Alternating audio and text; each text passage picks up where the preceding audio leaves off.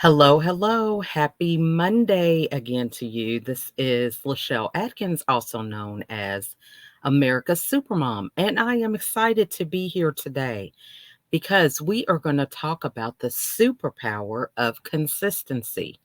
Consistency is a word that we hear often when it comes to our business, managing relationships. The list can go on and on about the importance of being consistent.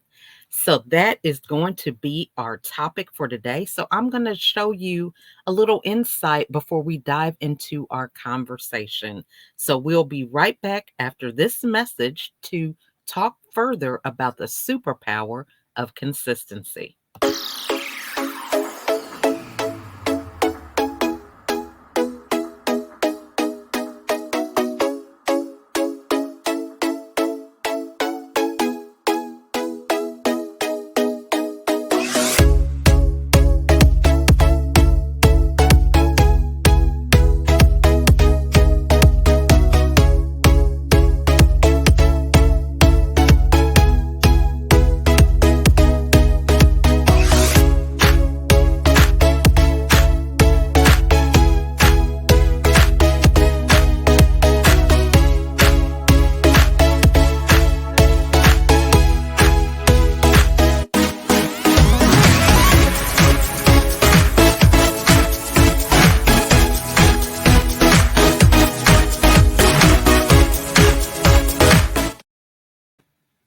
Gotta love the power of video. And as you can see, there's some adjustments that I need to make with the sizing and everything, but that is just a good example of how it is important to make sure that you have a lot of checks and balances in your method of being consistent so that you can notice these things. However, some things that interfere with our ability to be consistent is that we overanalyze ourselves.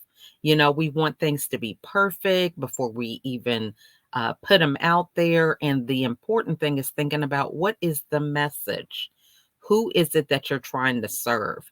Many times, the people that are in our audience are a lot of people that are striving to be better every day, but we all can really understand and resonate when things don't work out correctly. You publish a book and there's some grammatical errors, or you don't say things perfectly the first time you say it. You have to edit pictures and videos because of that very fact that we're not perfect. Right. So we have to remember the audience that we're serving and give ourselves some grace. So I want to talk about that first because a lot of times people will say, it's just not right. I need to wait till it's perfect before I get started. And that is really the biggest obstacle that many of us have with doing anything. But we have to remember that start where you are. And that is not sometimes being knowledgeable about the best way to reach people, about how to say something so that they understand. There could be a number of things that could really interfere with the messages that we're trying to share with other people. But you're never going to know unless you get started and get out there and do something. So today we're talking about consistency. And so if you saw in the video that just breezed by you really quickly, there are a few components to consistency that really help us to make sure that we're able to perform at our optimal level. So it's clarity, it's time to reflect, excuse me, and it's also boundaries. Okay, so these three things are really areas that help us to be successful in what it is that we are striving to do. It never fails. Every time you get on a video, you get something in your throat. So, what are some things that interfere with that formula when it comes to consistency? Because this is the thing that really makes or break us with making sure that we, excuse me, stay with this routine. What are some ways that we can foster in some strategies that can help us on this task of being consistent. So, the first thing, if you notice in the excuse me, quick video, was having a schedule. Now, me being a mother of 15 children and having 10 of them currently at home, schedule is the key to a lot of things getting done. It's the key to arriving wherever we need to arrive on a particular day. So, this day being President's Day, we're really excited because our kids are out of school. So this is kind of like a break in that schedule, that hustle and bustle. However, the only way that a lot of things get done with a number of people is having a schedule, understanding where we have to be, when we have to be there, what do we need when we arrive. All these different things foster our ability to be successful. So when you think of a schedule, a lot of people think, it comes up kind of like with that same anxiety like a budget when it comes to spending money.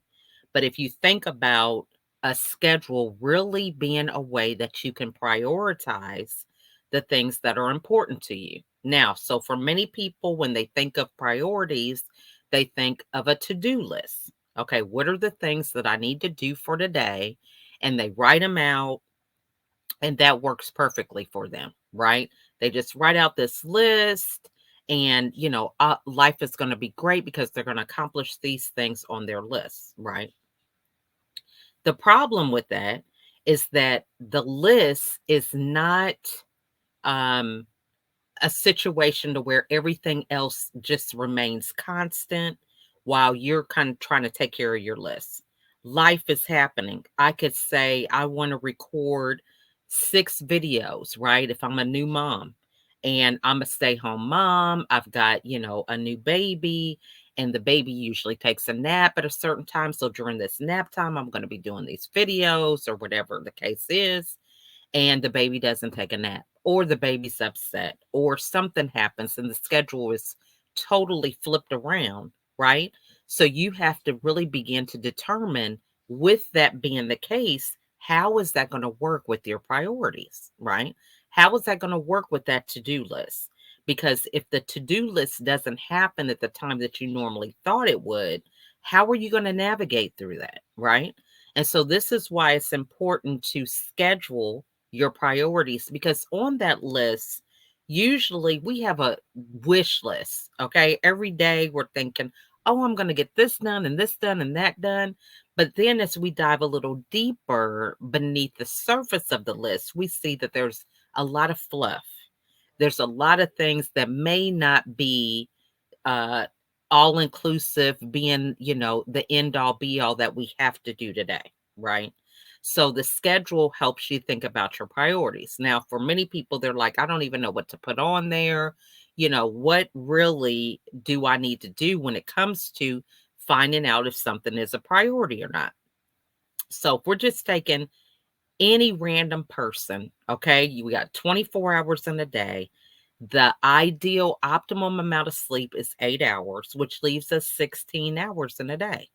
So then what you think about is you've got 16 hours, and you think about your roles that you have to play within that 16-hour time frame.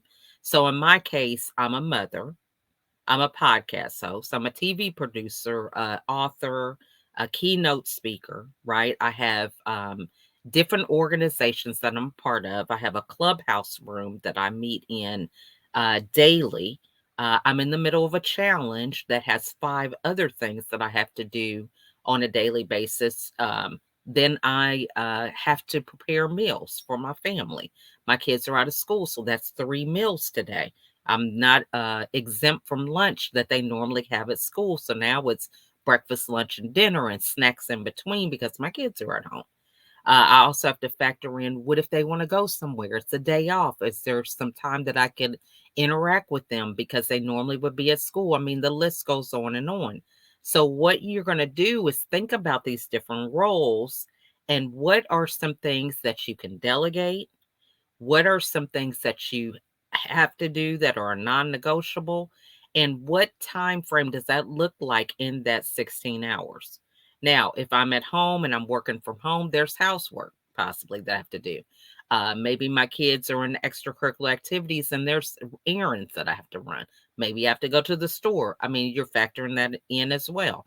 So, what I'm trying to get you to see by all these different scenarios is that all these different things need to factor some time in that 16-hour day. So maybe if you're running errands for your kids, if you have errands for your business, you can do it all at one time. So you could say, hey, before lunch, I'm going to run out for about an hour.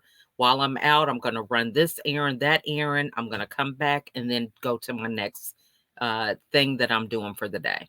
So a schedule is very important when it comes to consistency because, every morning when I get up, that's going to be my time to read 10 pages a day or whatever that looks like for you. But a schedule is something that helps you to be consistent. Now, a schedule also helps to build habits. If you know that you're doing this every day before you go to bed or before you go to sleep, you're going to make sure you do A, B, or C, then this is going to help you to form a habit that you're eventually not even going to have to think about.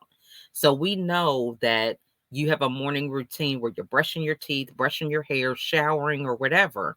But even though you're calculating that time in your day to do that specific task, you don't have to think about it when you're doing it. Usually we've been taking showers and baths for so long, we don't have to think about that whole process, really practicing and focusing on putting the soap on the washcloth and washing your face. You just do it. Same thing with brushing your teeth. You're not sitting there trying to focus on your arm gestures and everything. You're just doing it, right? So this is what a schedule fosters for you. The next thing is boundaries, right? So we've got our priorities down. We've got the non-negotiables. I know that if nothing else fails for me with having a family, if I am going to save money and be more proactive with my budget, I'm going to be making 3 meals a day, right? So what does that look like? That's a non-negotiable. So there's certain boundaries that you set up around your time. So if I know that I'm making 3 meals a day, when do I make those 3 meals? Am I making them all at once so that I can warm them up different times during the day, or am I actually preparing them fresh every time those 3 meals are served? And let's just say in that case, that's true. So if that's the case, then you know that if lunchtime is going to be at noon, then you're going to scale back your day around 11 so that you can have prep time in order to make that meal, that lunch for the day, for your family.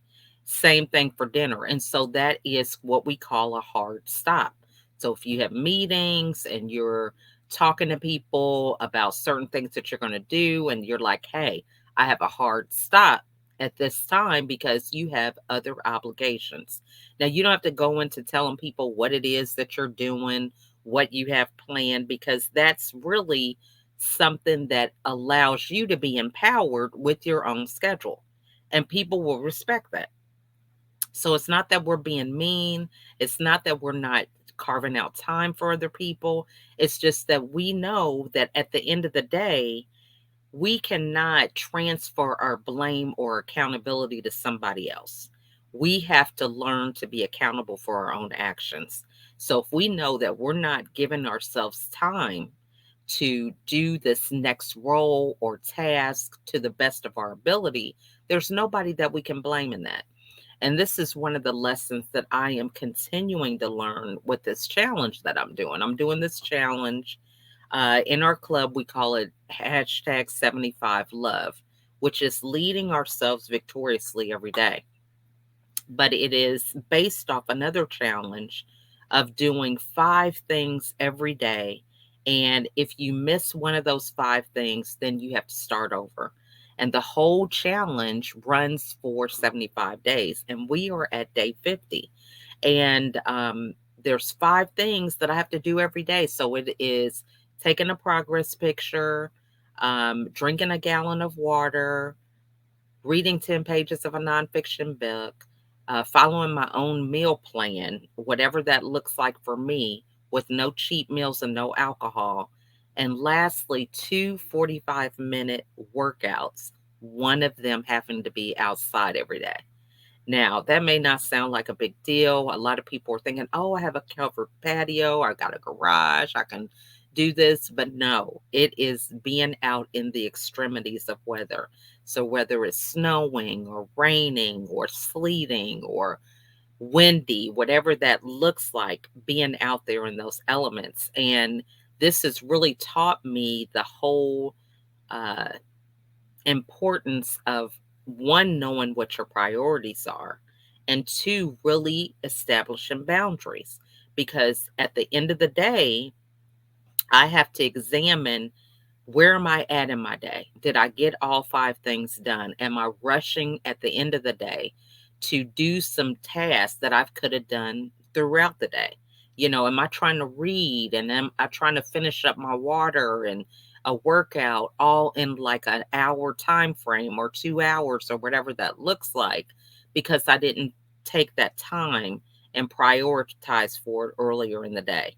Because at the end of the day, I can't blame anybody. It's all about what I was doing or was not doing, because those are the decisions that we're accountable for. So I have learned to really say, I can't delegate these five things. This is something that I have to do every day. And I have to look at myself at the end of the day and say, why didn't you do this?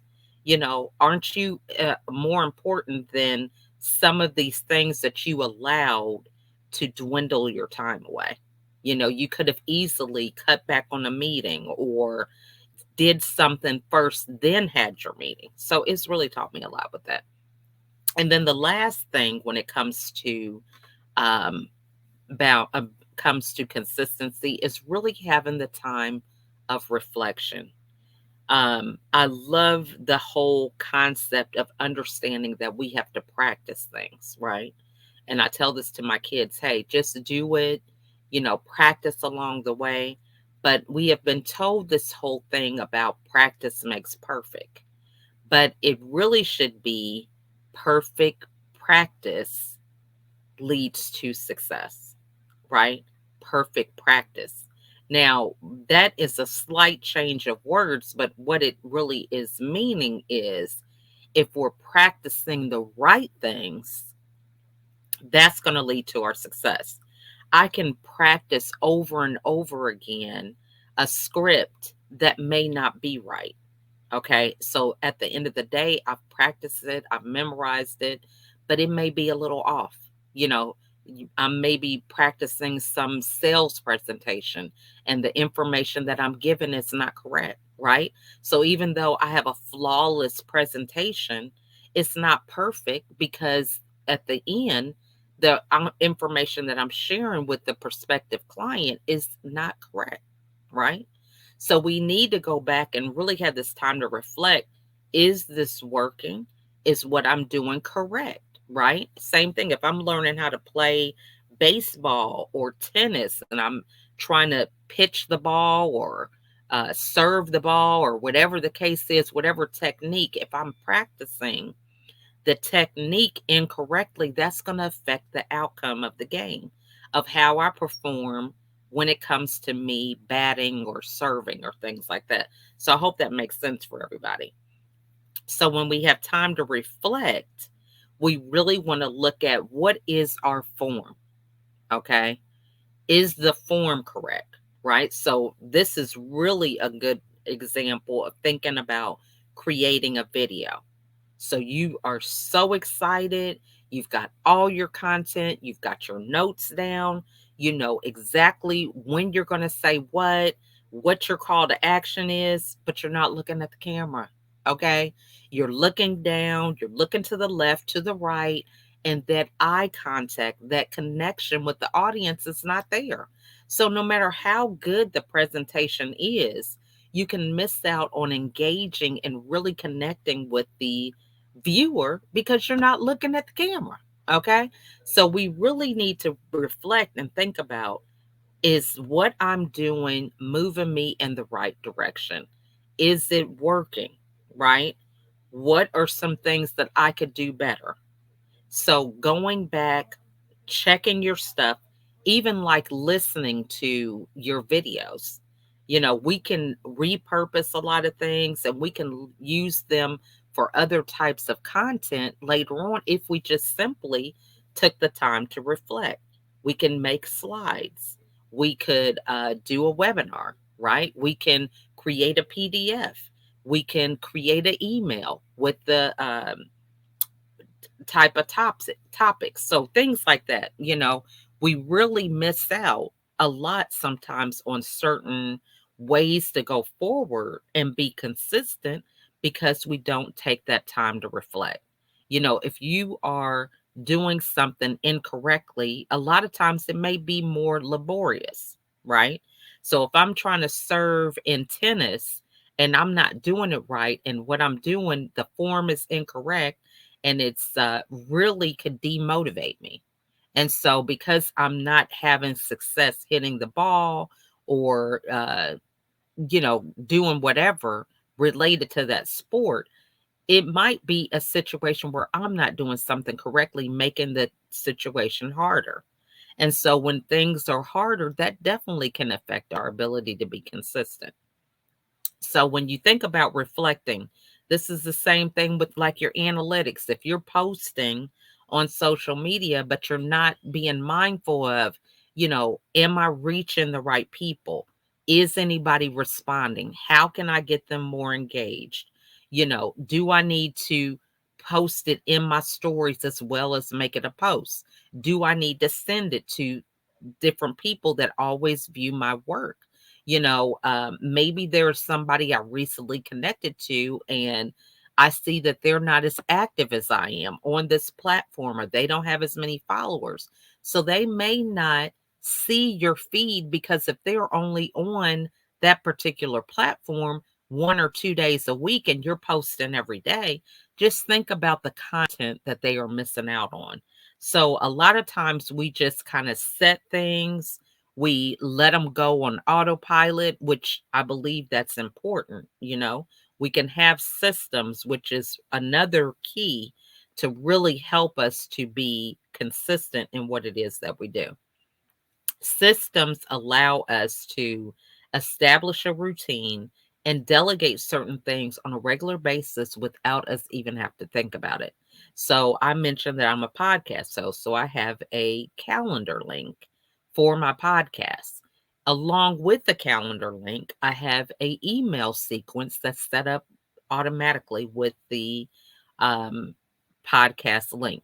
So you schedule a time, there's a list of questions that I give you regarding what the topic is that we're going to discuss, about your headshot and bio and things of that nature. Then you get a reminder the day before the podcast. In addition to that, after the podcast, you get a thank you. Then you get, notifications throughout that journey of being in my network related to new podcasts, or maybe being another guest, or ways that I can help you in your business. Is there some specific areas that you want to collaborate on? I mean, it just is a sequence that I have set up one time. Now, yeah, it took me a lot of time to create each organic email, but it's set up on autopilot and I don't even have to think about it. Right. So there's just days when I'm thinking, man, what am I going to do today?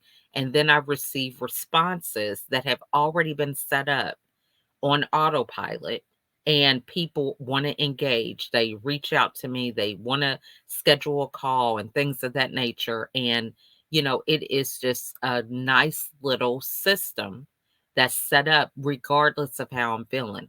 Because we do have those days when we're not at our best, things are happening in the world. We can get distracted with some of the news that's in social media or in the world today, and we can forget about the importance of being consistent. So when we have these systems, they really allow things to keep going for us in the background. It's no different than your brain functioning and doing certain things when you're not even conscious of it. It is making your heart beat, it's flowing blood through your body, it's providing oxygen to different cells. They're duplicating and doing whatever they do in your body without you even thinking about it. Right. So, this is what we want to begin to foster in our business because there's so many things that can be coming up.